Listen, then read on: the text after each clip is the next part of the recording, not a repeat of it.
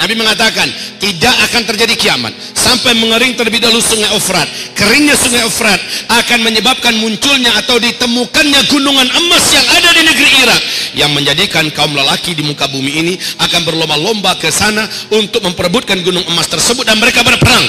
Dalam setiap 100 orang yang berperang akan terbunuh 99, satu yang tersisa hidup dari 100 setiap 100 orang. Nah, kaum muslimin, kenapa di zaman Donald Trump memperbanyak memasukkan tentara hari ini ke Irak? Ditambah lagi dari 5.000, 10.000, 20.000 terus ditambah. Bapak tahu rahasianya? Benar kata Rasulullah, ketika sungai Efrat mengering akan ditemukan gunung emas. Laki-laki yang ada di muka bumi dari berbagai negara berdatangan membawa senjata-senjata mereka ke sana. Perang besar akan terjadi memperebutkan gunung emas itu.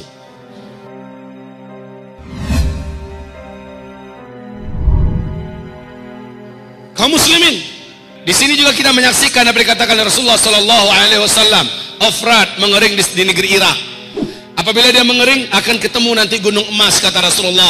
Tidak akan terjadi kiamat sampai sungai Efrat mengering terlebih dahulu. Sejak 2014, bulan Maret 2014, apa yang dikatakan oleh NASA Amerika di New York Times pada tanggal 12 Februari 2013 jadi kenyataan bahwa sungai Efrat mengering di 2014. Sampai hari ini sungai Efrat sudah tidak lagi berair sedikit pun. Ternyata New York Times sudah mengumumkan di 2013 tanggal 12 Februari bahwa sungai Efrat menurut NASA sudah susut airnya, mengurang airnya 60%. Kata mereka 2014 sungai Efrat kering total. Kering sudah sekarang 100%. Sungai terbesar di Timur Tengah itu ada 3, Nil, Tigris, dan Efrat.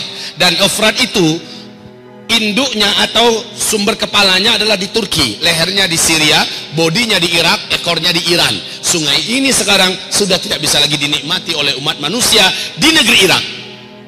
Kaum muslimin yang kami muliakan, Masya Allah. Dan apa yang dikatakan oleh George Bush membuktikan hadis Nabi. Nabi mengatakan tidak akan terjadi kiamat sampai mengering terlebih dahulu sungai Efrat. Keringnya sungai Efrat akan menyebabkan munculnya atau ditemukannya gunungan emas yang ada di negeri Irak, yang menjadikan kaum lelaki di muka bumi ini akan berlomba-lomba ke sana untuk memperebutkan gunung emas tersebut, dan mereka berperang. Dalam setiap 100 orang yang berperang akan terbunuh 99, satu yang tersisa hidup dari 100 setiap 100 orang. Setiap mereka berkata, semoga satu orang yang bertahan hidup itu sayalah orangnya.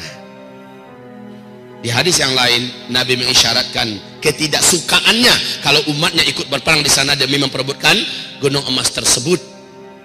Ibadah Allah yang kami muliakan, sungai Efrat sudah kering, dan ini tidak bisa ditutup-tutupi, juga tidak bisa direkayasa keringnya sungai Efrat.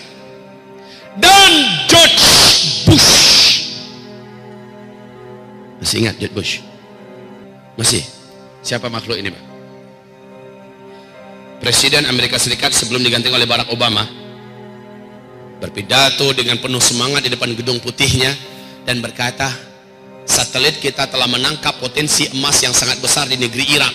Amerika Serikat selaku polisi dunia akan memastikan emas tersebut aman dari tangan-tangan para penjahat-penjahat yang tidak bertanggung jawab.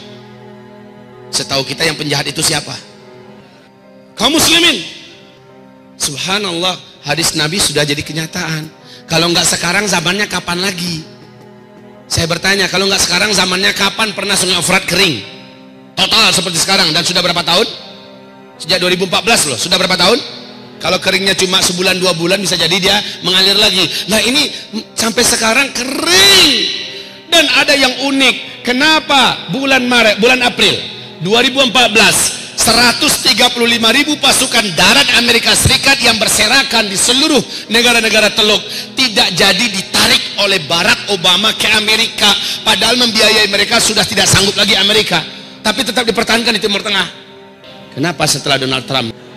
Setelah Donald Trump naik, kenapa Amerika hari ini dengan keadaan kondisi ekonomi yang sangat parah menambah budget militer dan budget perang mereka? Ya, dan ini menjadikan mereka negara yang terparah lilitan utangnya. Nah, kaum muslimin, kenapa di zaman Donald Trump memperbanyak memasukkan tentara hari ini ke Irak? Ditambah lagi dari 5.000, 10.000, 20.000 terus ditambah. Bapak tahu rahasianya? Benar kata Rasulullah, ketika sungai Efrat mengering akan ditemukan gunung emas. Laki-laki yang ada di muka bumi dari berbagai negara berdatangan membawa senjata-senjata mereka ke sana. Perang besar akan terjadi memperebutkan gunung emas itu. Sedangkan Freeport kita saja, emas Freeport kita saja sudah akan menjadikan dua negara besar ini, Amerika dan Cina, siap saling pesta perang, dan itu di tanah air kita. Negeri kita jadi tempat perang. Lah itu hanya Freeport. Bagaimana dengan gunung emas yang ada di Irak? Seluruh dunia akan, dan nanti kamu akan terbelah menjadi dua belahan besar di akhir zaman, kata Nabi. Blok timur, blok barat. Kamu akan berdamai dengan blok barat. Diajak damai oleh mereka. Lalu kamu menyatukan kekuatan dengan blok barat.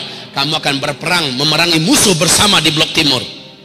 Allah akan kalahkan mereka di tangan kamu, kata Rasulullah sallallahu alaihi wasallam. Lalu Barat ketika itu berkata di Syria, di Damaskus, sambil mengibar-ibarkan benderanya, kemenangan ini adalah kemenangan kaum salib. Padahal mereka kolaborasi dengan dunia Islam, tapi mereka mengumumkan kemenangan adalah kemenangan salib. Maka terjadilah perang antara kalian dengan Barat, dan Allah menangkan kalian. Perang itu dikenal oleh dunia Barat dengan sebutan di kitab Taurat, di kitab Injil dengan perang Armageddon. Kalau dalam hadis disebut dengan Malhamah Al-Kubra, dan itu terjadinya nanti di Syam, tepatnya di Syria, Ghutah, A'maq, dan Dabiq. Kaum muslimin yang kami muliakan, hari ini kita melihat arah dunia menuju ke situ. Arah dunia sekarang sedang menuju kepada perpecahan dan peperangan besar. Ada nggak masuk ke bapak masing-masing, ke ibu-ibu di Androidnya, tentang pidato terakhir Donald Trump yang akan melakukan kunjungan perdamaian, kunjungan damai ke Arab Saudi, ke negeri Arab lainnya. Mereka adalah sekutu kami di dunia timur. Kita akan membuatkan kekuatan kita menjadi kembali nyata, bla bla bla bla. Inilah kunjungan terindah yang pernah ada sepanjang sejarah Amerika, kata Donald Trump. Ada dengar nggak? Ada dengar nggak? Padahal sebelum dia naik, apa ancamannya dengan dunia Islam? Apa ancamannya kepada dunia Islam si Donald ini? Dan ancaman itu dia buktikan, Pak. Baru saja dia naik, sudah mulai dilakukan ini. Bahkan ada masjid di Amerika yang diratakan dengan tanah. Sudah mulai. Kemudian bagaimana ancaman-ancamannya dia wujudkan. Dan sekarang dia melihat bagaimana harus bersatu dengan dunia Arab atau dunia Islam. Maka lihat, hadis Nabi akan jadi kenyataan. Kamu akan diajak berdamai oleh Rum, dalam hal ini Amerika dan Eropa.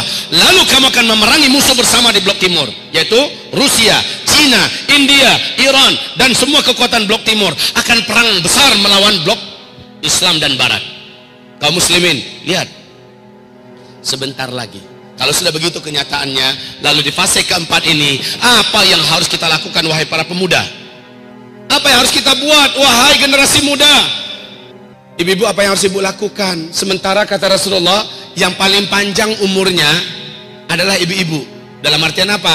Di fase keempat yang paling banyak tersisa hidup itu kaum ibu-ibu, Bu. Di mana laki-laki jumlahnya 1 berbanding 50. Pada kemana kita semua? Sudah di alam barzakh. Semoga saja kita lagi cerita nanti di taman surga sambil menunggu kiamat. Taib kaum muslimin, ini akhir zaman. Di masa ini akan banyak kejadian-kejadian yang luar biasa. Dan di masa ini memang kaum lelaki yang paling banyak berpindah ke alam barzakh.